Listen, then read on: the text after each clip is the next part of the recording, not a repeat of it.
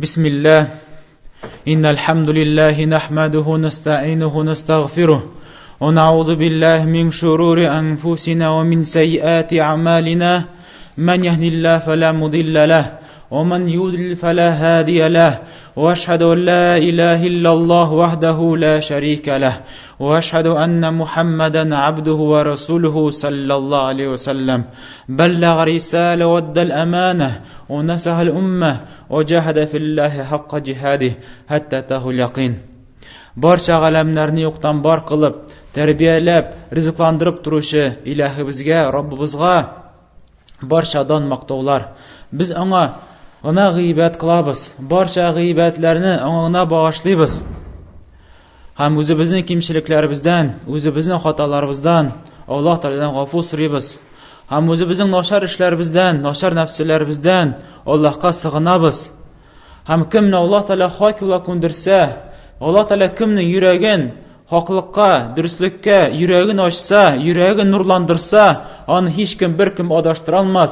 Hech kim bir kim uning nurlangan yuragin qoralta olmas, pishirata olmas.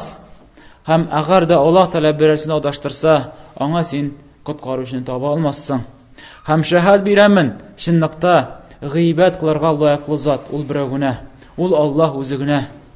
Ammo undan tish boshqa g'iybat qiluluq, ul barchasida zulmliq, adashuvliq, ham Allohning oshuvini ilta turgan amallar. Ham shahad beraman, shinliqdan Muhammad ul Alloh taolaning payg'ambari, uning suyukli rasuli. Alloh taolo ayta o'zining oyatlarida: "Shahru Ramazon allazi unzila fihi al-Qur'anu hudan lin-nas wa bayinatin minal huda wal furqan." Ramazon oyi, ul shul oy, ul oyda Qur'on indirildi. Qur'on ul kishilarga to'g'ri yo'l ko'rsatuvchi bo'lgan kitob. Kishilarga haq yo'lni, to'g'ri yo'lni ko'rsatuvchi bo'lgan Allohning so'zlari. Ham bu kitob bayon qila qoida haqliq, qoida durustlik, bayon qila ayira nosharlikdan yaxshilikni. Hamna Qur'onning maqsadi da shu edi. Qur'onning maqsadi ul motor o'qudagina ish tugul. Qur'onning maqsadi ul kitob kishtalarida motorgina saqlanu, ham tuzdan jiyib yotu tugul. Balki mana maqsadi da shunda o'zingga turist yo'lni, haq yo'lni tobu uchun. Ham u eng zo'r baxt, ham eng zo'r ne'mat yer ustida. Chunki agarda kishi haq yo'lda, to'g'ri yo'lda durust yashamasa, uning butun turmushi bo'sh, uning butun turmushi aram-sharam ketadi. Ammo agarda kishining turmushi haq yo'lda, to'g'ri yo'lda bo'lsa, endi ikki dunyoda da jinguvchi bo'ladi. Faman shahida minkumus-shahra falyasumhu. Alloh taolo davom etadi: agarda siz ko'rsangiz oyni, tug'an oyni ko'rsangiz, hilal deb atala. Yangi tug'an oyni ko'rsangiz, roza tutug'iz deb aytadi. Va man kan maridan aw ala safarin fa'idatun min ayyamin ukhar. Akimda kim shirli bo'lsa yoki safarda bo'lsa, o'zining shirib qoldirgan rozalarin shirdan tirilgach yoki safardan qaytgach tutirib bitirsin, qaytarib bitirsin. Yuridullohu bikumul yusra va la yuridu bikumul usra. Alloh taolo sizga yengillikni ham tilamaysiz sizga og'irlikni. Va litukmilul iddata va litukabbirulloha ala ma hadakum va la'allakum tashkurun. Ham Alloh taolo tili siz g'iybatni tutirib o'tirugingizni Ramazon oyin to'lisincha 30 kunida yoki 29 kunida tutirib bitirib roza tutugingizni tili ham tutirib bitirgach Alloh taolaga taqbir etugingizni tili, Alloh taolaga shukr etugingizni tili. Alloh taolo sizni shu haq yo'lga, to'g'ri yo'lga kiritdi. Alloh taolo sizning yuraklaringizni shu xayrlikka yo'naltirdi.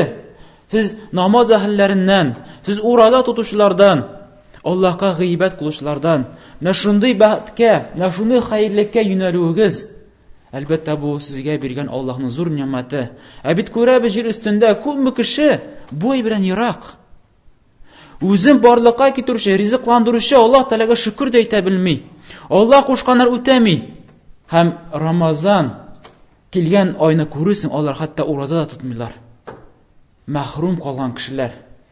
Ammo Alloh taolo мөрәҗәт итә ураза тотучыларга. Менә Аллаһ Тәгалә сезне шушы юлга күндергәнгә, Аллаһка шөкр итеп тәкбирләр әйтегез. Һәм агар да шулай эшләсәгез, инде сез шөкр итүчеләрдән буласыз.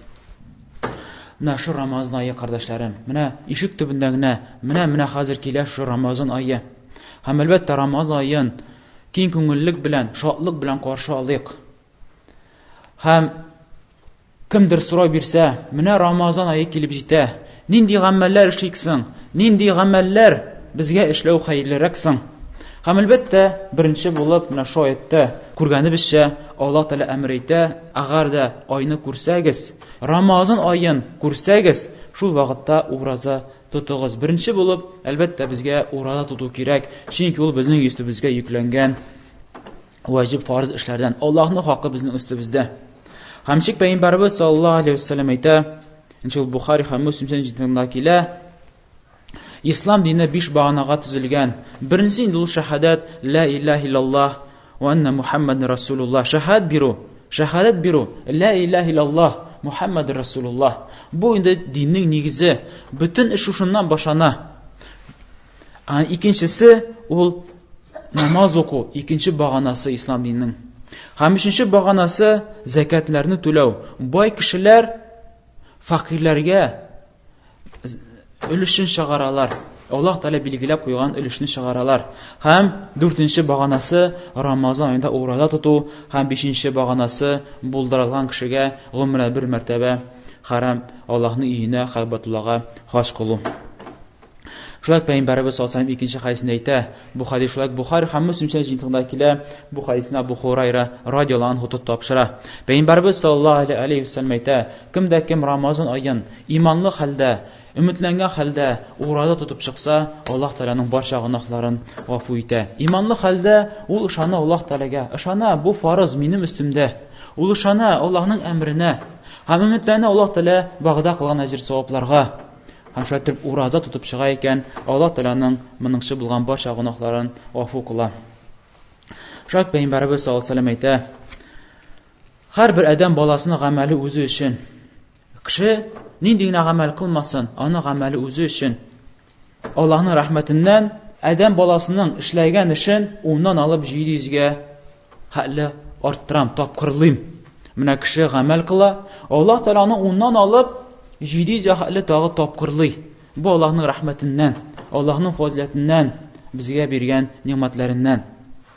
Илля мәр ураза. Уразага андый караш булмаячак. Уразага икенче төрле караш. Әйтә Аллаһ Тәгалә, чөнки бу кутси хадис. Ураза минем өчен, һәм минем өчен булгач, аңа мин үзем әҗр савапны бирәм. Чөнки ураза тотучы минем өчен шәһвәте сораган ризыкны калдыра. Һәм үзенең шәһвәте сораган эшмәлекне дә минем өчен калдыра. Минем өчен бу моны эшли. Хәтта өйдә бер үзе калса да, бер кем күрмәсә дә, ул барыбер моңа якын килми. Ашауга да, эшүгә дә, чөнки ул аны калдыра минем өчен, минем ризалык өчен, минем өчен эшли ул аны. Һәм шулай итеп, минем өчен була, һәм әҗр савабын да мин үзем бирәмен. Шунда Пәйгамбәрбез саллаллаһу алейһи ва саллям икенче хадисендә моңа күрсәтә, ураза тотучыга ике шатлык, һәм икенчесе кыямәт көндә Раббысы белән очрашкач, Аллаһ белән очрашкач, бик тә катыш алачак ураза тотканына. Чөнки Аллаһ Тәгалә хисапсыз әҗр савапларын бирә торган була. Biz оқыган хадис Бухари һәм Муслимдә килә. Бу беренче әйбер, иң төпле әйбер, иң безнең өстебезгә йөкләнгән әйбер фарыз эш ураза тоту Рамазан аенда. Аннан соң фарыздан соң әлбәттә мустахаб гамәлләр бар, сөннәт гамәлләр бар. Ул гамәлләрне үтәү бик яхшы була.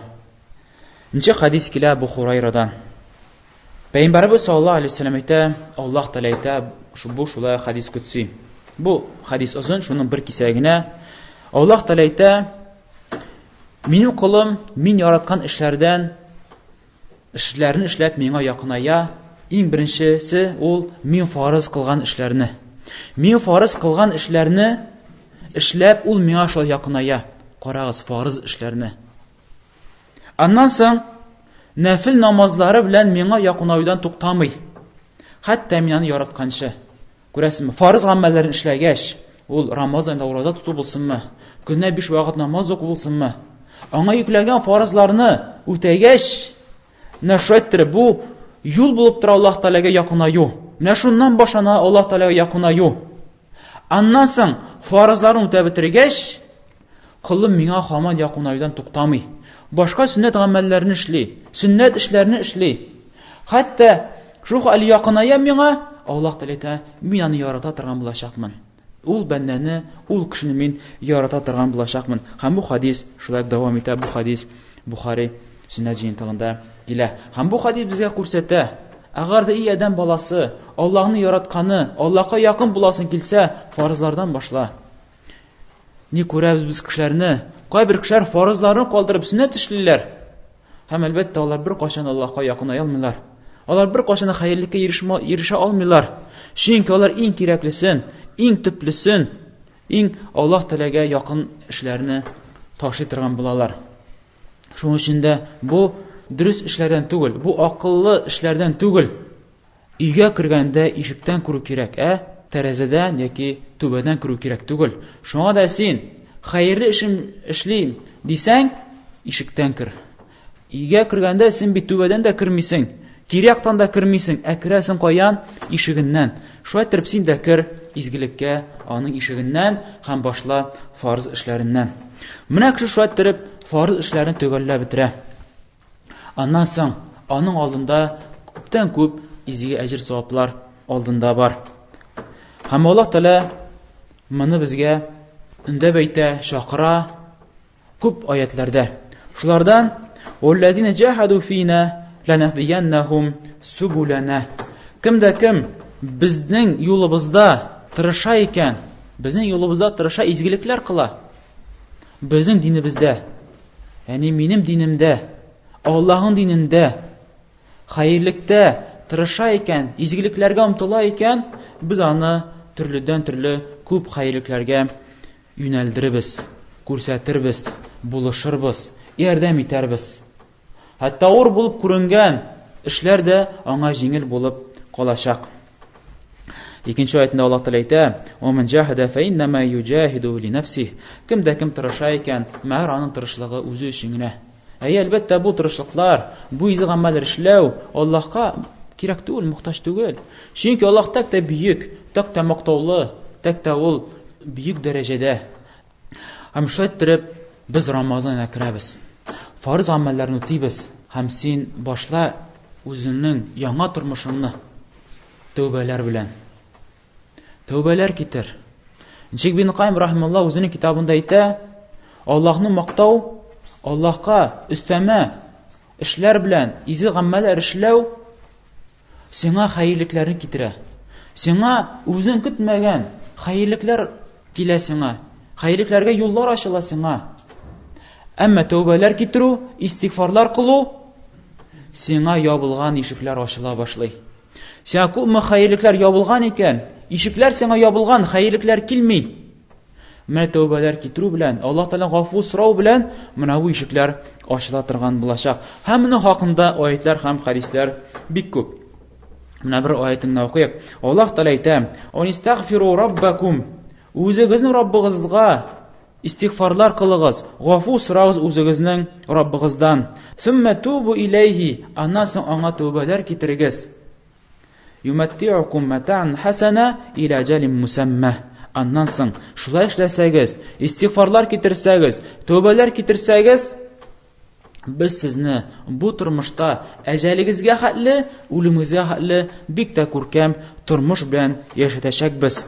"Ва ю'ти куллази фадлин фадлах." Һәм һәрбер фазилат иясе, һәрбер хәерлек эшләүче кешегә без аңа хәерлеген биребез. Мосы инде ахирәттә. Мосы инде ахирәттә, җәннәттә һәрбер изгелек кылучыга аны изгелеген күпкә мәртәбә арттырып без аңа кайтарыбыз, без аңа күбрәк әҗр савап белән биребез.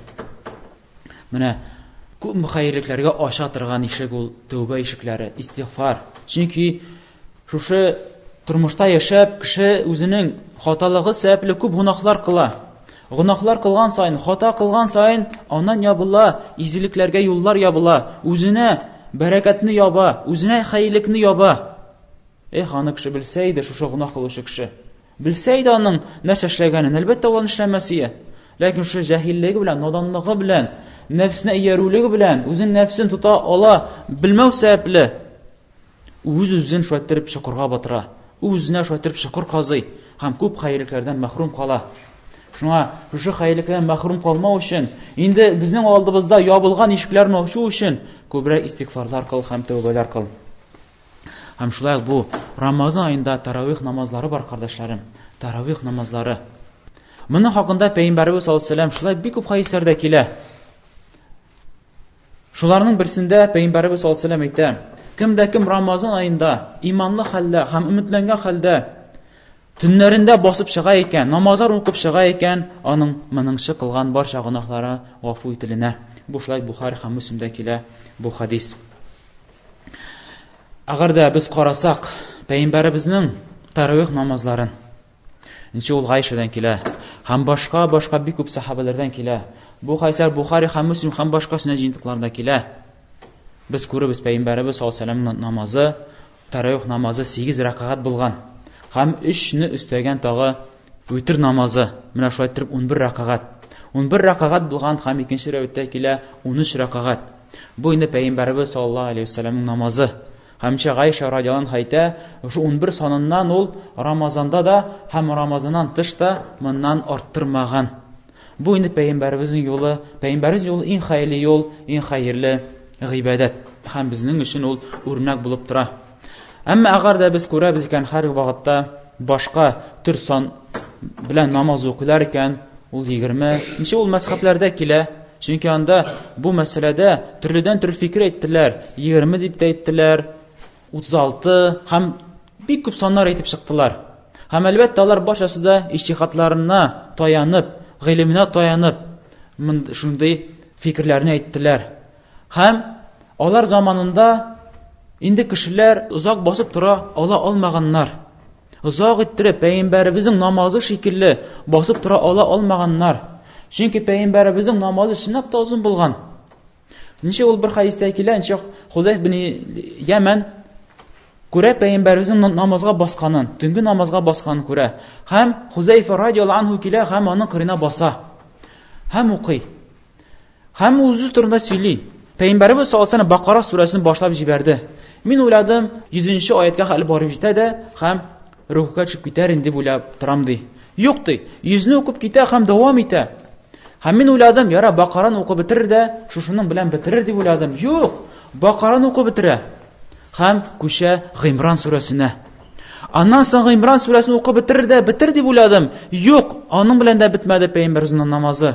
Һәм әйтә Хузайф бин Яман, мин ди инде миңа начар фикерләр дә килде инде. Әллә киттемме соң инде бу намаздан? Аннан соң Ниса сүрәсенә керә Пәйгамбәрбез саллаллаһу алейһи ва сәллям. Әле бу беренче рәкъгат бит, бер рәкъгатта бу. Ниса сүрәсенә керә, ничәнчедер аятка барып җиткәч, инде төшеп китә рукукка. Пәйгамбәрбез намазы. Һәм Пәйгамбәрбез намазы карагыз. Сахабалар сыйфатлылар Пәйгамбәрбезнең намазын.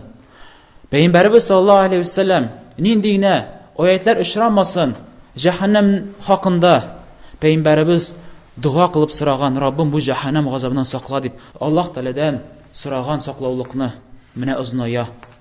Нинди генә аятлар очрамасын җәннәт хакында Пәйгамбәрбез саллаллаһу алейһи ва сәллям туктап җәннәт сораган. Укыган вакытта Пәйгамбәрбез саллаллаһу алейһи ва сәллямның рукукларын күрсәк, аның рукугы, аның сәҗдәсе укуу шикелле булган.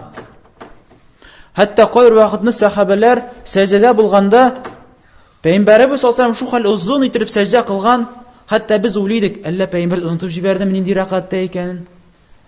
Әллә шуны искә төшереп ятам икән сәҗдә вакытында? Шундый фикерләр керә иде безгә. Пәйгамбәрбез намазы карагыз. Шуңа да Гайша радиаллаһу анха әйтә, сез сорамагыз инде Пәйгамбәрбезнең намазын, сорамагыз инде. Аның озынлыгы хакында, аның матурлыгы хакында. Пәйгамбәрбезнең намазы шундый булган. Һәм аның артыннан сахабалар үрнәк алып, шайтырып намазларын укыганнар. Шайтырып алар төннәрен буе намазларда үткәргәннәр. Хәтта Пәйгамбәрбез саллаллаһу алейһи ва сәллямның шушындый хәлдә Гомар радиаллаһу анһу күрә, Гайша күрә. Пәйгамбәребезгә әйткәч, "Я Расулуллах, Гайша әйтә, әллә синең бөтен гынаһларың гафу ителмәдеме? Ник шулай үзеңне интектереп, озын иттереп укыйсың намазларыңны?" Пәйгамбәребез саллаллаху алейһи ва сәллям әйтә, Айша, әллә мин шөкрле кул булмыйммы Аллаһ каршында? Аллаһ Тәгалә миңа шушы хак юлны, туры юлны бирде, мине пәйгамбәр итте, мине җәннәтле итте, аңа шөкр булмыйммы? Әгәр дә Пәйгамбәребез саллаллаху алейһи ва сәллям шундый халәттә булган булса, аның бөтен кимчелекләре, гынаһлары гафу ителгән булса, һәм шу ул тырыша, Аллаһка якынайым дип, инде безгә нәрсә каласың инде? Кыскасы, менә бу Пәйгамбәребезнең намазы.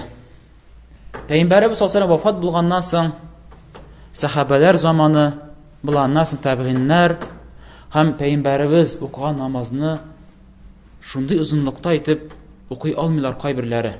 Һәм мәчеткә килми башлыйлар. Шундый хәлне күргәч, инде имамнар, галимнәр шушы озынлыкны 20-гә бүлгәннәр.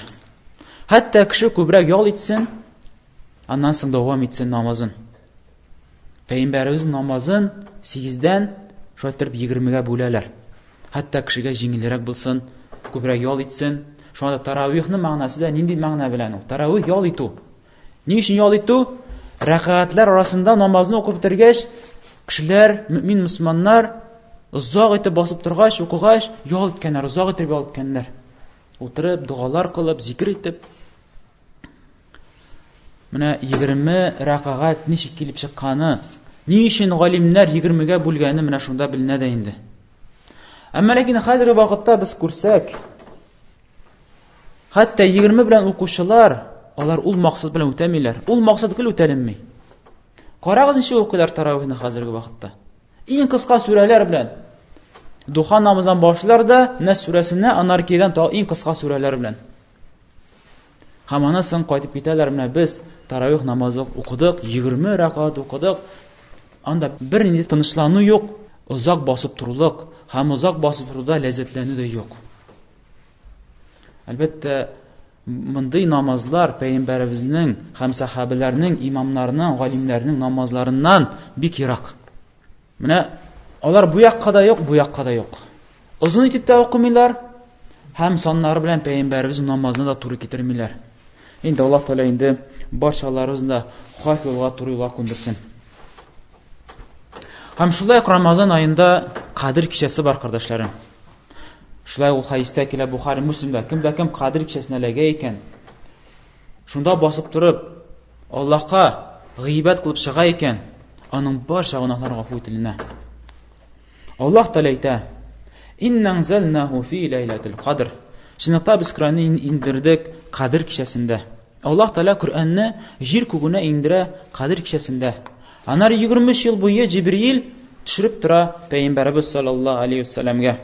"Ва ма адрака ма ләйләтул кадр?" Беләсеңме нәрсә соң ул Кадир кичәсе? Нәрсә сиңа белгертә? Нәрсә беләсең син Кадир кичәсе хакында? Ләйләтул кадр хайрун мин алфи шаһр. Кадир кичәсе ул 1000 айдан да хәерлерәк. Менә 1000 ай гыйбат кылып каралы син. 1000 ай. Шушы 82-83 елдан да хәерлерәк. Бер төнең аннан да хәерлерәк әҗр савапны аласың. Күрдегезме Аллаһның рәхмәтен? Күрдегезме Аллаһ Тәгалә ничек тели үзенең бәндәләренә хәерлекне? Һәм һәрберебез бу кичәгә ләгәләбез бит. Күп әҗр савапларны алабыз. Менә безгә форсат, менә мөмкинчелек. Бу форсатны кулыбыздан ышкындырмыйк. Аллаһ Тәгалә теләгәнчә ул розаларны үткәрик, Рамазан айында булган гыйбатларны Аллаһ теләгәнчә, яратканча үткәрик. Алхамдулиллаһи раббил аламин, ва ла акибату лил муттақин, ва ла удвана илля алал залимин. Ва саллаллаху аля набийина Мухаммадин ва аля алихи ва асхабихи аҗмаин. Шулай Рамазан айында Пәйгамбәребезнең бер сөннәте бар тагы, ул ихтикаф кылу. Моның хакында безнең әниебез булган Айша радиллаһу анха тапшыра. Шунда Пәйгамбәребез саллаллаһу алейһи ва саллям Рамазанның 10 көнен, соңгы 10 көнен мәчеттә үткәрә иде. Ихтикаф кылу, ягъни мәчеттә үткәрү. Дөнья мәшәкатьләрен аерылып, көннәреңне, көндезләреңне мәчеттә үткәрү, Аллаһка гыйбадәт кылу. Һәм кемдә кем шулайтыр пәйгамбәрнең сөннәтен үтәсә, әлбәттә инде ул Кадир кичәсенә эләгә торган булачак. Һәм Гайша радиалlahu анха әйтә, шулайтыр пәйгамбәрбез саллаллаһу алейһи ва сәллям Рамазанның соңгы көненнән мәчеттә үткәрә торган булган, хәтта үлгәнче дә. Ягъни үлгәнче бу юлны тоткан. Үлгәнче, вафат булганчы пәйгамбәрбез саллаллаһу алейһи ва сәллям мәчеткә кирип 10 көнен мәчеттә үткәрә торган булган. Аннан соң пәйгамбәрбезнең үлеменнән соң аның хатыннары шулайтырып мәчеттә үткәрә торган булганнар. Хатыннары ихтикаф кыла торган булган. Бу хадис Бухари һәм Муслим сөннәтендә килә. Һәм шулай ук шушы Рамазан аенда үзебезнең юмартлыгыбызны күрсәтергә тиешбез. Әлбәттә, юмартлык ул бик тә мактаулы сыйфат. Кемдә кем шундый сыйфат белән сыйфатланган икән, юмартлык сыйфаты белән сыйфатланган икән, ул бәхетле кеше. Ул бик бәхетле кеше, иркен күңелле кеше. Һәм без тырышырга тиешбез һәр вакытта шушы күркәм сыйфат белән сыйфатланырга. Бигрәк тә Рамазан аенда. Ни өчен бигрәк тә Рамазан аенда? Чөнки пәйгамбәрбез саллаллаһу алейһи ва сәллямның юлы безгә шуны күрсәтә. Чөнки пәйгамбәрбез саллаллаһу алейһи ва сәллям Рамазан аенда аермача бик тә юмарт булган. Әлбәттә, юмарт булу монда матди белән генә түгел, бәлкем эшләрең белән дә, изгелекләрең белән дә, ярдәм итүләрең белән дә, матур сүзләрең белән дә, мал-мөлкәтең белән дә. Менә карыйк әле пәйгамбәрбез саллаллаһу алейһи ва сәллям хадисен. Ничек бу хадис Муслим сөннәтендә килә. Ибн Аббас радиалlahu анху тапшыра бу хадисне. Пәйгамбәрбез саллаллаһу алейһи ва сәллям хакында сөйли. Пәйгамбәрбез саллаллаһу алейһи ва сәллям кешеләрдән иң юмартлысы иде. Иң юмартлысы иде. Һәм Рамазан ае җиткәч, Җибрил төн сайын пәйгамбәрбезгә килеп, Коръән укый торган булган. Җибрил алейһиссалам Рамазан аенда Коръәнне укып чыга торган булган. Һәм пәйгамбәрбез саллаллаһу алейһи ва сәллям шушы Рамазан аенда тагы да юмартлырак иде. Тагы да юмартлыгын арттыра иде. Һәм пәйгамбәрбез саллаллаһу алейһи ва сәллям юмартлыгы шу хәлле арта иде, хәтта искән җилдән дә катырак, юмартлырак иде. Искән җилдән. Искән җил, ягъни җил исә һәм үзе белән болытлар алып килә.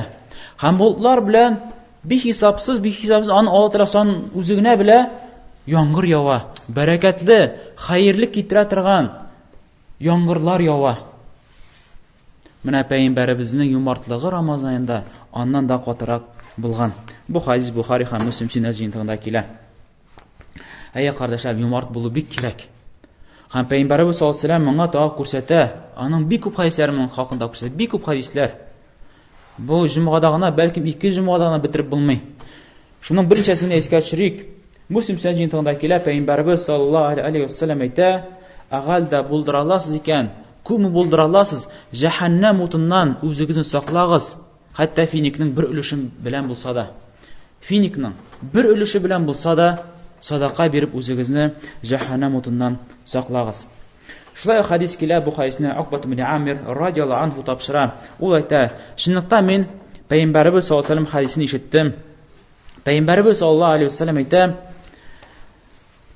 Кешеләрне хөкем кылганчы, ягъни кыямәт көндә, кояш астында кешеләрне хөкем кылганчы, садака бирүче үзенең садакасы, садака күләгәсе астында булачак. Кояш кыздырып торганда кешеләрне, ул хадисне без карап киттек. Кешеләр төрле хәлдә басып тора кояш астында. Тиригә батып беткәннәр, кызуга. Бик авыр хәл. Һәм шушы хәлдән котылучы бер төркем кеше, ул садака бирүче, һәм садака бирүченең күләгәсендә ул калачак, кояшның кызуына ләкми торган булачак. Һәм бу хадисне тапшыручы, риваятчы Язид ибн Абу Хабиб рахмалла әйтә: "Миңа бу хадисне сөйләүче кеше Абул Хайр Марсад ул шу хәл юмарт иде. Аның бер көне дә үтми иде садакасыз. Хәтта өйнән чыккач, ул өйнән нәрсә булса да эләктерә иде, юлда очраган кешегәме, яки берәр кешегә илтеп бирә торган булган. Яки һич югында бер камлык ризык, хәтта суган булса да эләктерә иде үзенең өйнән. Буш чыкмый иде. bir günün de sadaqasız kaldırmaydı. Hem bu hadis Ahmet ibn Huzeyme ibn Hibban el-Hakim hem başka sünnecinliklardakiler hem Şeyh Albani rahmetullah özünün sahih tarhib kitabında kitire. Yani dürüst deyip bu hadisini. Hem şöyle ettirip Allah Teala'da maqtay sadaqa birişlerini, rizqlandırıcı kişilerini özünün ayetlerinde, bir kuburlarında, şuların birisinde Allah Teala maqtab söyley cennetke kirgen kişilerini sıfatlı. Onların cennetke kirgen sebeplerinden maqtab ayta: "Ve ta'munut ta'ama la hubbihi miskina ve yetima ve sira." Mal mülketini, rızıkını yaratığına karamastan, çünkü rızık, mal mülket, baylık o kişinin yüreğinde yaratkan ayber. O ziyası kile, kubeytesi kile, olası kile, özüne ziyası kile, şuna karamastan miskinlerini, yetimlerini, esirlerini aşağı tatırgan bulganlar. İnnemâ nud'imukum livajhillâhi la nuridu minkum cezâ ve la şukura. Hem şu sadaka birişçiler, rızıklandırıcılar, onlar ettiler. Biz sizden tilemiyiz. Rahmetinizni de hem bana cevap qaytarığınızı tilemiyiz. Yani biz sen izgilik işledim, eyde sen izgilik işle. Onun için değil. Biz sizi rızıklandırdık Allah'ın yüzü için. Biz kıyamet gününün korkunçluğundan korkup, cehennem gazabından korkup, Allah rızalığı için size bu rızıklarını veririz. Sizden nindir matur yılmayı, yaki rahmet kötü değil. Sizden cevap etip ecir jaza için değil. Mına Müslüman kişinin niyeti şunday bular deyir kardeşlerim. Allah Teala cennet ahillerin şulay sıfatlığında özümüzge bu sıfatlarını elektrik, sıfatlanıyık, bizelik, sadaka birgende ondan bir nerse ümit etmesin. Sen sadakanı birdin, Allah razı unut. Hatta ol sen cevap qaytarmasın. Çünkü biz onun için işlemiyiz. Hem tamamının hakkında tabi bir hadisini alayık. Nişek bu hadisini Abdullah bin Selam tapşıra radiyallahu anhu indi ol Yahudilerden bulgan, belki Yahudilerin halimlerinden bulgan. Peygamberimiz sallallahu aleyhi ve sellem Medine şehrine kildi. Hem Medine şehrine kirgende bütün kişiler indi kışkırıp aytadilar, mine peygamber kildi. Hamin dedi, elbette bu İslam kabul etmegen, min de aşığı bardım dedi. Kim ol peygamber, koyam iken, çünkü bu halim bile ol peygamberin sıfatlarını bile. Hamin gördüm de peygamberimizin yaktı, nurlu yüzün, ham şu vakitte yüreğime kirdi. Yok bu yalgançı kişinin yüzü değildi. Şunday nurlu, matur peygamberimizin yüzü.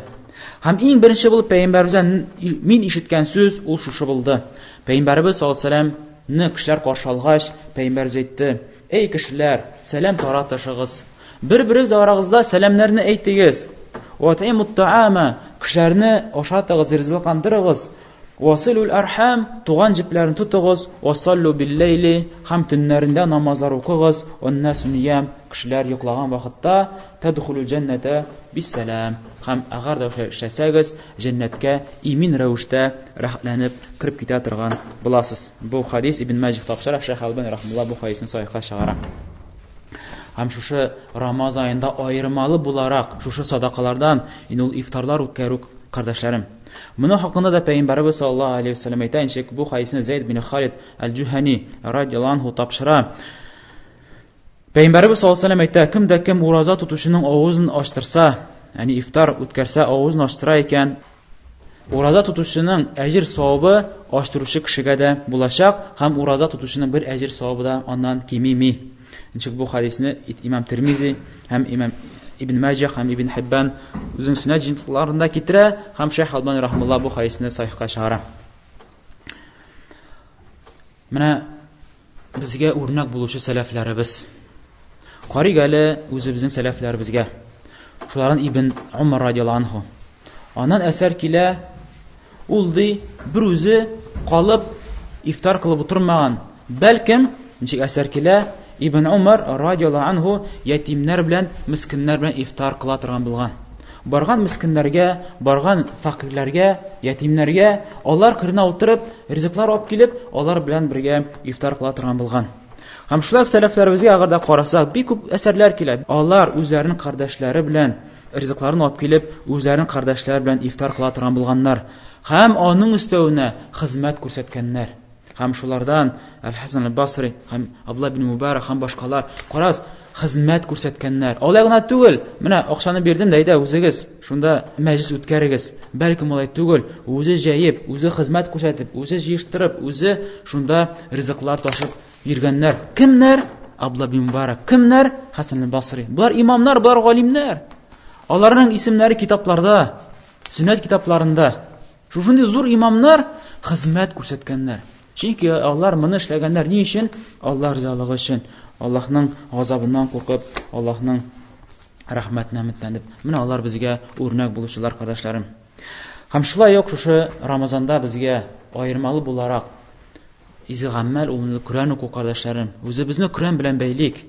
Коръән укыйк, аның мәгънәләрен аңларга тырышыйк.